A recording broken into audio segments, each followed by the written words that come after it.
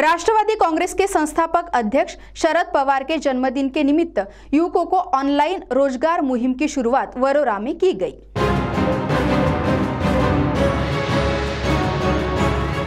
Rashtrawadi Congress party के संस्थापक अध्यक्ष सांसद शरद पवार के 80वें जन्मदिन के निमित्त राष्ट्रवादी कांग्रेस पक्ष की ओर से लगभग 80,000 तरुण बेरोजगारों को ऑनलाइन प्रक्रिया के द्वारा रोजगार देने की मुहिम की शुरुआत की गई। वरोरा शहर के शहीद योगेश डावले स्मारक परिसर में संपन्न हुए एक कार्यक्रम में विधानसभा के पूर्व उपसभापति एडवोकेट मोरेश्वर टेम्बोडे के हाथों केक काटा गया। इस मौके पर कार्यक्रम के आयोजक साथ ही वरोरा भद्रावती विधानसभा के अध्यक्ष विलास देरकर, विधानसभा के पूर्व उपसभापति एडवोकेट मोरेश्वर टेम्बोडे ने तरुण बेरोजगारों को ऑनलाइन प्रक्रिया द्वारा रोजगार मिलने की संधि का लाभ ले ऐसा आह्वान किया। इस कार्यक्रम में पूर्व नगराध्यक्ष जनाबाई पीपल झंडे,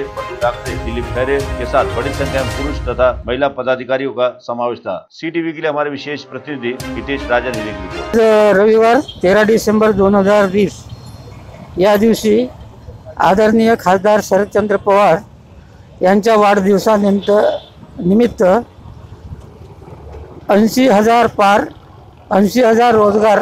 निर्माण करण्याचं काम राष्ट्रवादी पक्षातर्फे होत आहे आणि वाढदिवसाच्या निमित्तानं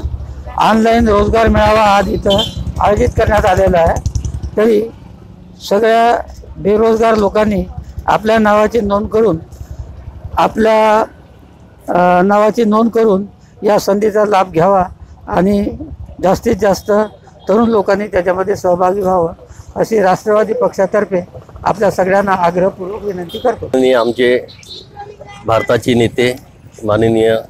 शरदचंद्र पवार साहेब यांचा 80वा वाढदिवस जो मनवत आहे ते संपूर्ण महाराष्ट्रातील जो बेरोजगार वर्ग आहे, जे आता या कोविडच्या